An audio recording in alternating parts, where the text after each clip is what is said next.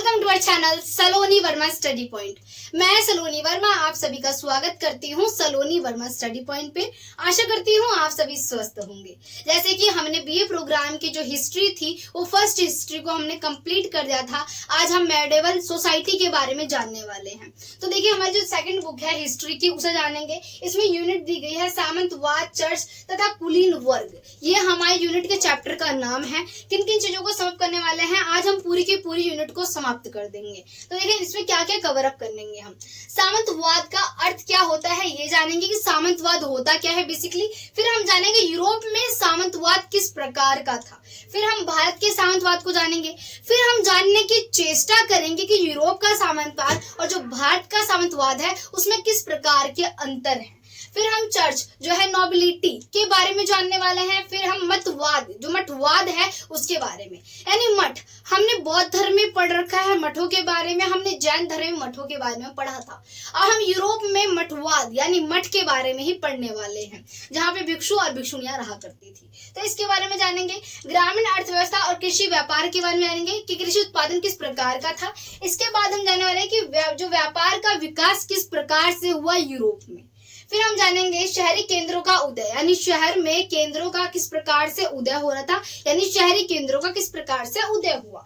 फिर हम जानेंगे सामंती संकट पश्चिमी पूर्वी यूरोप के बारे में कि सामंती संकट जो है पूर्वी और पश्चिमी यूरोप में किस प्रकार का था और क्या संकट था। इसके बाद हम जानेंगे पूर्वी यूरोप के बारे में। चलिए स्टार्ट करते हैं। देखिए सामंतवाद क्या आ रहा है। ये सामंतवाद देखिए जो सामंतवाद है ये हमने पिछले यूनिट में भी बहुत बार पढ़ा कि सामंत जो है वो हमें गुप्त शासकों में भी दिखे थे। गुप्त काल में इन्हें बहुत समर्थन दिया गया था। बाकी कई शासकों में, कुषाण शासकों में भी सामंत देखने के लिए मिलते हैं हमें। मुगल काल शासक यानी कि मुगल साम्राज्य में भी हमें सामंत देखने के लिए मिलते हैं। तो इन सामंतों का जो सामंतवाद थे यानी सामंत वाले जो लोग थे जिन्हें सामंतवाद कहा जाता था तथा सामंत कहा जाता था, तो वो इनका मतलब क्या होता है, इसका अर्थ क्या होता है ये जानने वाले हैं। तो देखिए जो सामंत होता है इसे अंग्रेजी में फ्यूडलिज्म कहा जाता है। क्या कहा जाता है? फ्यूडलिज्म। देखिए जो फ्यूडलिज्म है इसे कहा जाता है और ये जर्मन के जो जर्मन के शब्द जो है फ्यूड से आया है। अब देखिए आप बोलोगे मैम फ्यूड होता क्या है, तो फ्यूड का मतलब क्या होता है, भूमि जो होती है, क्या भूमि का टुकड़ा।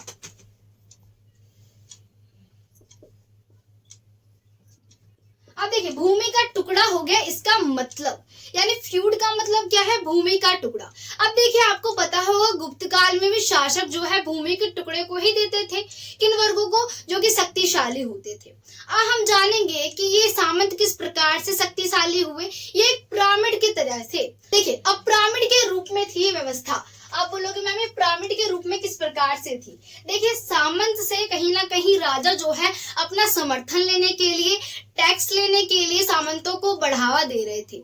जो सामंत होते हैं वो धनी सरदार होते हैं। कौन होते हैं? धनी सरदार होते हैं। अब चलिए देखिए आप इन चीजों को, ये पिरामिड कार किस प्रकार से थी।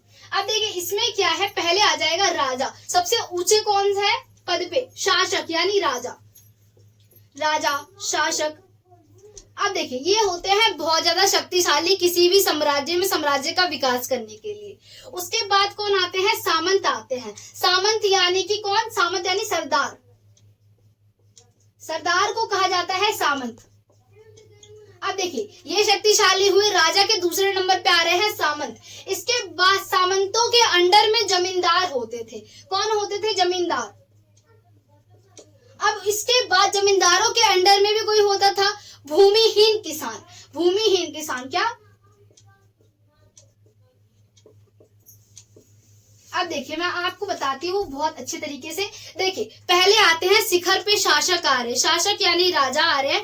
राजाओं ने साम्राज्य का विकास करने के लिए, टैक्स को बढ़ाने के लिए, टैक्स लेने के लिए, साम्राज्य को और आगे बढ़ाने के लिए, विकास करने के लिए सामंतों को रखा। अब सामंतों को गुप्त काल में भी रखा गया था, कुषाण शासकों ने भी रखा है। किसे? सामंतों को। जो मुगल शासक हैं वो भी सामंतों को रखते हैं।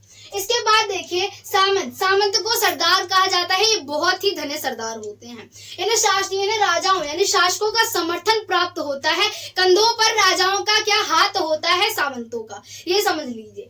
अब सामंत क्या करेंगे? सामंत स्वयं तो करेंगे नहीं, क्योंकि वो भी अपने आप को सर्वश्रेष्ठ मानते हैं, क्योंकि वो भी अमीर है, दूसरे नंबर पे राजा के आ रहे हैं, तो ये जमींदारों को रख लेते हैं। अब जमींदार क्या करेंगे? जो भूमिहीन किसान होंगे उन्हें क्या अपनी जमीन पर आने देंगे, वो खेती करेंगे। खेती करने के बाद जो है जमींदार जो टैक्स लेगा वो इन्हें देगा, फिर जाके पूरा का पूरा जो पैसा होगा, जो पूरी की पूरी आय होगी, वो सामंतों के पास जाएगी, यानी धनी सरदारों के पास जाएगी, और सरदार शासकों को उतना ही देंगे जितना शासक ने कहा होगा। इसी के वजह से प्रजा पर टैक्स बढ़ता जा रहा था। आप बोलोगे मैम ये टैक्स किस प्रकार से बढ़ रहा था?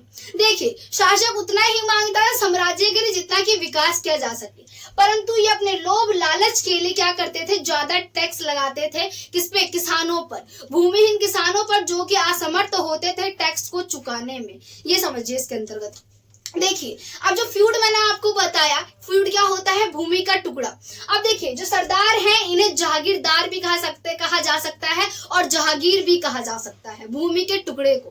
तो इन शासकों के क्या कहा जाएगा? जहागीरदार भी कहा जा सकता है, सामंत भी कहा जा सकता है, और धनी सरदार भी कहा जा सकता है। तो ये आपको समझ आ गया होगा। आशा करती हूँ वीडियो अच्छी लगी होगी। वीडियो को लाइक, चैनल को सब्सक्राइब जरूर कीजिएगा। इसके बाद देखिए, हम यूरोप में सामंतवाद को जानने वाले हैं। अब देखो यूरोप में क्या हुआ था। यूरोप में रोमन साम्राज्य जो है वो कहीं ना कहीं टूटने लग गया था। अब टूटने लग गया क्योंकि यहाँ पे कुछ जातियों का कुछ ज्यादा ही, जो असभ्य जाति थी वो क्या करती? रोमन साम्राज्य को कहीं ना कहीं तोड़ रही थी, उसे टुकड़ों में विभाजित कर रही थी। अब वो कौन कौन सी जातियां थी ये आपके मन में आ रहा होगा। तो देखिए, ये थी फ्रैंक, जो फ्रैंक जाति थी। इसके बाद जो है गोथ जाति थी। इस प्रकार की जातियों ने, और लोबार्ड जाति, फ्रैंक जाति और गौथ जातियों ने क्या किया था? ये असभ्य जाति थी और कहीं ना कहीं ये रोमन साम्राज्य को तोड़ रही थी, यूरोप की अर्थव्यवस्था को चरमरा रही थी। और ये जातियां इंग्लैंड में क्या, इटली में और इंग्लैंड में दोनों ही जगह पर क्या कर रही थी? अपने आप को, वर्चस्व को और मजबूत कर रही थी, और लोगों की सुरक्षा हो रही थी, यानी लोग अपने साम्राज्य की सुरक्षा करने में असमर्थ थे, क्योंकि ये जातियां कहीं ना कहीं अपना प्रभुत्व बहुत ही मजबूत कर चुकी थी। और बाद में क्या हुआ? 5वीं शताब्दी में, कब? 5वीं शताब्दी में रोमन साम्राज्य असमर्थ हो गया स्वयं की सुरक्षा करने के लिए। क्या वो स्वयं की सुरक्षा नहीं कर पा रहा है? फिर लोगों को ऐसा महसूस हुआ कि शासक सही तरीके से शासन तो कर पा नहीं रहे हैं, तो हमें एक ऐसे वर्ग की आवश्यकता है जो कि हमें कहीं ना कहीं सुरक्षा दे सके। अब देखिए, क्या एक वर्ग की आवश्यकता है। उसके बाद लोगों ने क्या किया? बोला कि ऐसा एक वर्ग मिल जाए जो धनी हो, ठीक है, धनी हो और वो हमारी रक्षा कर सके। तो उन्होंने सोचा कि अगर वो हमारी रक्षा करेंगे तो हम उन्हें बदले में कुछ धन दे देंगे, या तो कुछ हम धन दे देंगे, या तो हम दाल चावल कुछ भी अनाज दे देंगे, है ना, अनाज का कुछ भी अंश दे देंगे अपने में से, क्योंकि वो हमारी सुरक्षा कर रहे हैं। शासक जिम्मा नहीं उठा रहे हैं हमारी सुरक्षा करने के लिए, वो असमर्थ हैं। तो यही जो ये वर्ग है इसी को सामंत कहा जाता है। यूरोप में ये वर्ग आपको देखने के लिए मिलेगा। अब ये जो यूरोप थे उन्होंने क्या किया? ये सामंतों ने यूरोप में अपने आप की जकड़, अपने आप को मजबूत कर लिया, अपनी जड़ों को मजबूत कर लिया और सामंत बन के उभरे। इसे ही सामंत कहा जाता है। भारत में क्या हुआ? ये सामंत जो है किस प्रकार से आए? देखिए, हमने इसे भी समझ लिया है यूरोप में सामंत के बारे में। अब हम जान रहे हैं भारत में सामंतवाद के बारे में। देखिए, भारत में सामंतवाद किस प्रकार से आया? जो गुप्त काल जो है 16वीं शताब्दी में जो गुप्त काल आरंभ हुआ था, और उसके 16वीं शताब्दी में गुप्त काल का पतन हो रहा था, यानी गुप्त काल के आरंभ से लेकर उसके पतन के बाद फिर मुगल शासक जो आए थे उसे लेकर उसके बीच की अवधि जो थी उसे में भी, और मुगल शासकों के बाद की अवधि तक सामंतों ने शासन किया। फिर कुषाण शासकों ने भी क्या, उन्हें अपने पास रखा सामंतों को, क्योंकि अपने समर्थन को और मजबूत करने के लिए, साम्राज्य की नींव को मजबूत करने के लिए उन्होंने इस प्रकार से कार्य किए। अब देखिए, सामंतों ने क्या किया, सामंतों को वर्णों के आधार पर बांटा गया था। ऐसे हम जानते हैं कि भारत में क्या क्या था, वर्ण व्यवस्था का पालन किया जा रहा था। इसमें ब्राह्मण थे, क्षत्रिय थे, वैश्य थे, शूद्र थे। इसमें ब्राह्मणों को ज्यादा वर्चस्व दे दिया गया था और उसके बाद क्षत्रिय थे। तो क्षत्रिय जो है वो राजा है, उनका कार्य क्या होता था, न्याय करना, युद्ध करना, अपनी मातृभूमि की रक्षा करना, यज्ञ करवाना, इन सब चीजों का कार्य होता था। और ब्राह्मणों को बहुत ज्यादा ही वर्चस्व दिया गया था इस शासन काल में। तो इसमें क्या है कि सामंतवाद, यानी सामंत कौन हो गए, ब्राह्मण हो गए कहीं ना कहीं, है ना। और जो क्षत्रिय है वो क्या है, राजा है। तो इस प्रकार से हम समझ सकते हैं भारत में। अब देखिए, अगर हम चर्च की बात करें, नोबिलिटी, अब देखिए चर्च क्या होता है, बात की जा रही है चर्च की। देखिए अब चर्च में होता क्या है, जैसे हम हिंदू धर्म के हैं तो इसमें क्या होता है, जो सनातन धर्म के होते हैं लोग, हिंदू धर्म के होते हैं, उनके लिए मंदिर बहुत ही पवित्र का केंद्र होता है, पवित्र स्थल माना जाता है। उसमें बहुत ज्यादा ही हम सावधानी बरतते हैं, किसी प्रकार की हम गलत कार्य ना करें, है ना, कि हम सही तरीके से पूजा करें, किसी प्रकार का विघ्न ना हो पूजा में, अर्चना में। तो उसी प्रकार से चर्च में, ईसाई धर्म में चर्च को मंदिर के समान ही महत्वपूर्ण केंद्र माना जाता है और पूजा का स्थल माना जाता है। ये हमें समझ आया इसके अंतर्गत। तो देखिए ईसाई धर्म में मैंने आपको बताया था कि चर्च होता है उसे बहुत महत्वपूर्ण केंद्र माना जाता है, पूजा का स्थल होता है। इसमें कहते पश्चिमी रोमन साम्राज्य के विघटन के बाद ईसाई धर्म और इसकी संस्थागत संरचनाओं के रूप में कार्य किया गया। इसमें क्या, ईसाई धर्म ना केवल यूरोप के पूर्वी और पश्चिमी भागों में जोड़ा गया, यानी कि इसमें क्या है, ईसाई धर्म ना तो पूर्वी और पश्चिमी बहुत जगह यानी फैलने लग गया, और भी जगहों पर फैला। ये देखिए इसमें क्या है, गौथ, बेल्टस और फ्रैकस जैसी जो जनजातियां थी, जो असभ्य जनजातियां थी, जिन्होंने कहीं ना कहीं रोमन साम्राज्य को तोड़ा था टुकड़ों में, तो वो भी कहीं ना कहीं इस धर्म से बहुत प्रभावित हुई और उसमें जुड़ने लगी। जैसे जर्मनी जनजातियों को भी एक साथ लाए। इसमें क्या है, जो जर्मनी जनजातियां हैं जो कि एक दूसरे से बहुत असभ्य मानी जाती थी और कहा जाता था कि रोमन साम्राज्य के विघटन में इनका ही कारण है, जो कि बाद में इसमें क्या एकजुट हो गई, क्या एकजुट हो गई रोमन साम्राज्य में। इसमें क्या, ईसाई धर्म को देखकर प्रभावित होने लगी ये जनजातियां।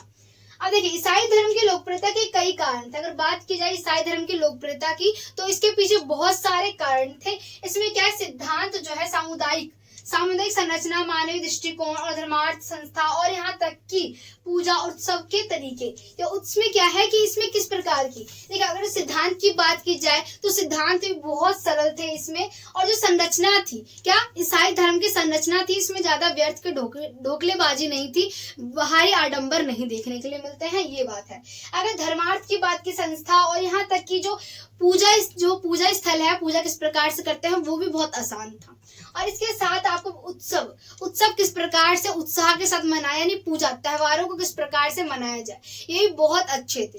तो कहीं ना कहीं हमें चला ईसाई धर्म जो है वो कहीं ना कहीं यूरोप में बहुत तेज गति से फैलने लग गया था, जिसने अन्य जातियों को भी एकजुट कर लिया था, जिसे असभ्य जाति माना जाता था 5वीं शताब्दी के अंतर्गत। अब देखिए अगर हम मठवाद की बात करते हैं, मठवाद होता क्या है इसे जानते हैं। तो पूर्व में सेट वेल्सिक ने 330 से लेकर 389 ईस्वी की बात की जा रही है। इसमें पश्चिमी यूरेशिया के सेट में नेविडिक्स ने ईसाई धर्म को मठवाद को आकार दिया। इसमें क्या है कि नेरिशा ने सेट के ईसाई धर्म को कहीं ना कहीं आकार दिया, उसे और ज्यादा क्या आकार देने का प्रयास किया, ये बताया गया है। ईसाई धर्म के प्रसार के उद्देश्य से ग्रामीण क्षेत्रों में मठों की स्थापना की गई, यानी जो ईसाई धर्म है उसके प्रसार के लिए, उसे और बढ़ाने के लिए, उसके प्रचार के लिए मठों को कहीं ना कहीं एकीकृत कर दिया गया, उसे और बढ़ाया जाना आरंभ कर दिया गया। अब देखिए इसमें क्या है, मठों को बनाना आरंभ, मठों में शास्त्रों की शिक्षा। अब देखो मठों में क्या किया जाता था ये बताया गया है। मठों में शास्त्रों की शिक्षा प्रदान की जाती थी। क्या शास्त्र किस प्रकार के होते, उसके शिक्षाओं को दिया जाता था मठों के अंतर्गत। इसमें क्या है, मठों में इसमें क्या शास्त्रीकरण कार्यों के अनुसार जो धर्मांतरण के माध्यमों से ईसाई धर्म का विचार का विस्तार हुआ। इसमें क्या है, इसमें हमें चीजों को बताया था, ईसाई धर्म में जो है धर्मों के बारे में बताया था। कहीं ना कहीं ईसाई धर्म में महिलाओं को बहुत ज्यादा ही क्या आप बोल सकते हो समर्थन मिला, और महिलाएं भी मठों में आना आरंभ कर दिया महिलाओं ने। फिर पुरुषों ने भी आना आरंभ कर दिया। अब देखो महिलाओं को अपनी पुरानी पहचान को भूलना होता था, और महिलाएं कहीं ना कहीं अपनी जो पुरानी जीवनी है उसे भूल जाती थी, अपने पुराने कर्तव्य कर्तव्यों को भूल जाती थी, क्या अपने पुराने कर्तव्यों को भूल जाती थी और मठों में शामिल हो जाती थी। इसी प्रकार से पुरुष भी क्या करते थे कि पुरुषों को भी अपने पुरानी पहचान को भूलना होता था, अपने पुराने कर्तव्य को, अपने पुराने कर्तव्य को, अपनी जीवनी को भूल के मठों में शामिल होना होता था। आशा करती हूँ वीडियो अच्छी लग रही होगी और समझ आ रहा होगा। तो देखिए इसमें हमने जाना मठों के बाद, यानी मठवाद होता क्या है, मठों के बारे में हमने चीजों को समझ लिया है। अब हम ग्रामीण अर्थव्यवस्था और कृषि के उत्पादन की बात करते हैं, तो इसमें हमें देखने के लिए मिलता है कि यहाँ पर हलों का उपयोग होना आरंभ हो गया था। देखिए भारी हलों का उपयोग हो रहा है, कहीं ना कहीं जो धनी किसान है उन्हें समर्थन मिल रहा है, क्योंकि भूमि बहुत अच्छी होती जा रही है, उसकी उर्वरकता बढ़ती जा रही है हलों के उपयोग से। और क्या इस प्रकार से 3 प्रकार की फसलें उगाना असंभव यानी संभव हो गया। जो असंभव था वो संभव हो जाता है इस काल में। भारी हल होते हैं जिससे कि मिट्टी उपजाऊ हो जाती है, भुरभुरी हो जाती है, तो इसमें 3 प्रकार की फसलों को उगाया जाता है। तो देखिए इसमें जो है आप बोल सकते हैं वसंत की फसलों को उगाया जाता है, इसमें ऋतु के हिसाब से फसलों को उगाया जाता है, रबी फसलों को उगाया जाता है ना। तो इसमें फसलों का उपयोग, फसलें हो सकते उपज बहुत बेहतर हो रही थी।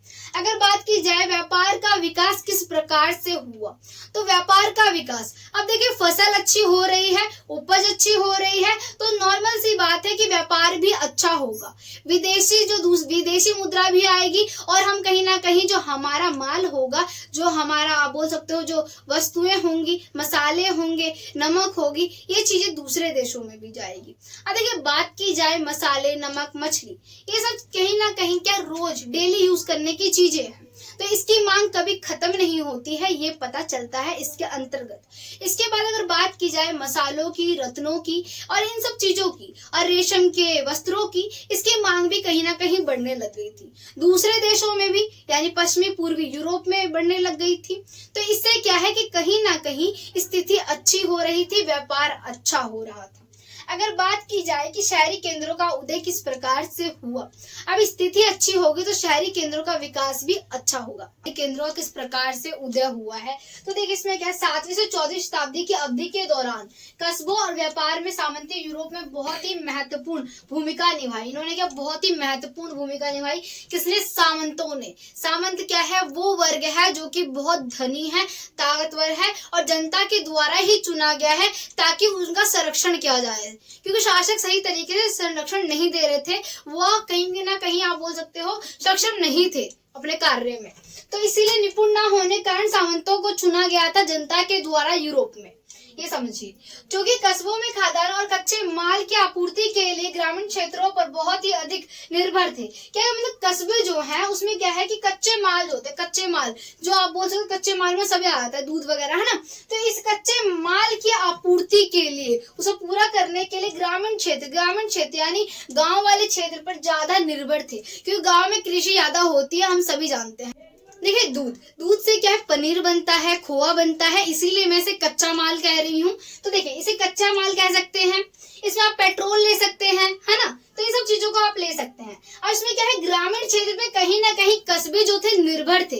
क्यों ग्रामीण क्षेत्रों पर निर्भर थे, क्योंकि देखिए क्योंकि ग्रामीण क्षेत्रों में कहीं ना कहीं खेती ज्यादा होती है और खेती के द्वारा क्या होता है, जो चीजें चाहिए होती है उसकी पूरी पूर्ति होती है, जो हमें आवश्यकता होती है। इसीलिए शहरी क्षेत्र, ग्रामीण क्षेत्र, बस्तियों के बीच में निरंतर संपर्क रहा क्योंकि चीजें चाहिए होती थी, है ना, चीजों की पूर्ति करने के लिए बस्तियों के साथ तथा ग्रामीण क्षेत्रों के साथ संपर्क देखने के लिए मिलता है हमें।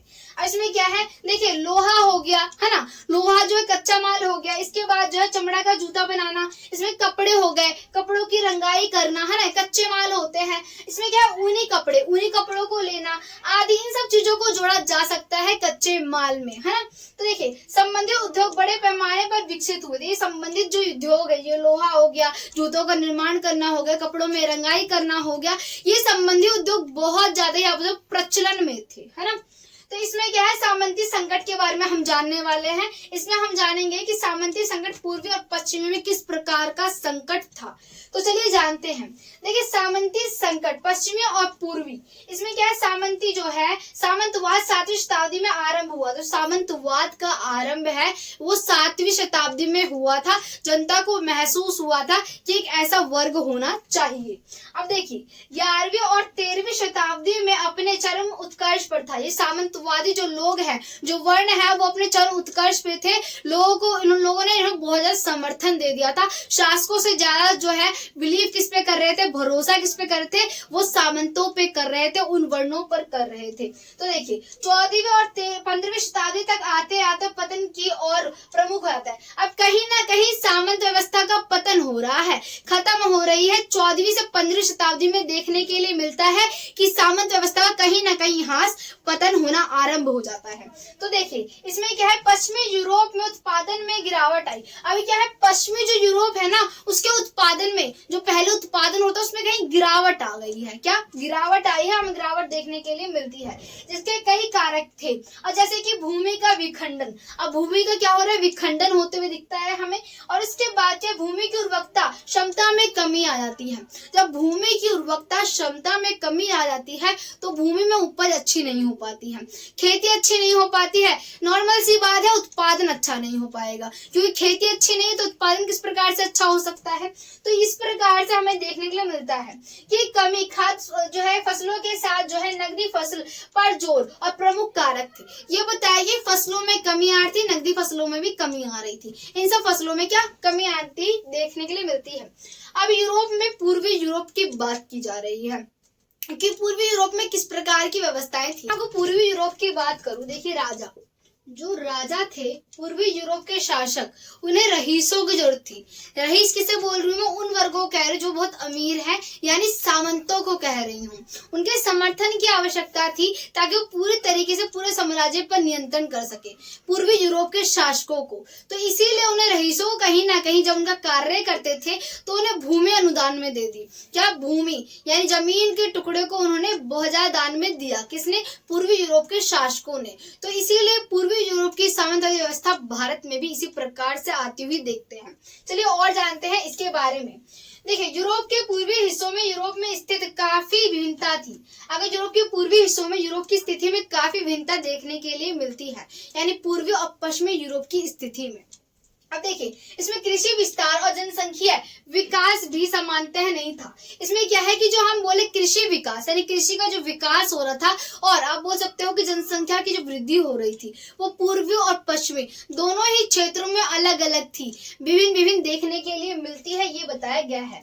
भूमि के बड़े हिस्सों पर 13वीं शताब्दी तक बेकार रहा, यानी जो इसमें क्या है, भूमि के बड़े हिस्से जो है वो 13वीं शताब्दी तक बेकार बने रहे। क्या कि 13वीं शताब्दी तक वो बेकार बने रहे। उसके बाद क्या होता है कि जो शासक आते हैं उसी भूमि के टुकड़ों को सामंतों को यानी रईसों को देना आरंभ कर देते हैं। तो देखिए इसमें क्या है, पूर्व, जिसमें क्या पूर्व के कई मोर्चों पर पश्चिम से अलग था। इसमें क्या है, जो पूर्व के कई मोर्चा था, यानी पूर्वी यूरोप और पश्चिमी यूरोप का मोर्चा एक दूसरे से बहुत ज्यादा ही विभिन्न देखने के लिए मिलता है। किसान विद्रोह, इसमें कि किसान विद्रोह, श्रम प्रधान उद्योगों की उपस्थिति, बड़े शहरों की कमी, सिर्फ अधिक नियंत्रण कुछ ही प्रमुख पहल थे। इसमें बता रखा है कि इन दोनों की स्थिति में बहुत ज्यादा ही विभिन्नता देखने के लिए मिलती है पूर्वी और पश्चिमी क्षेत्र में। इसमें क्या है, इनकी जनसंख्या जो है, इनके कृषि का जो विकास हो रहा था, जो घट रहा था, उन दोनों में विभिन्नता देखने के लिए मिलती है। तो हमारा यहाँ पे यूनिट नंबर 1 है वो समाप्त होता है। आशा करती हूँ वीडियो अच्छी लगी होगी। वीडियो को लाइक, चैनल को सब्सक्राइब जरूर कीजिए।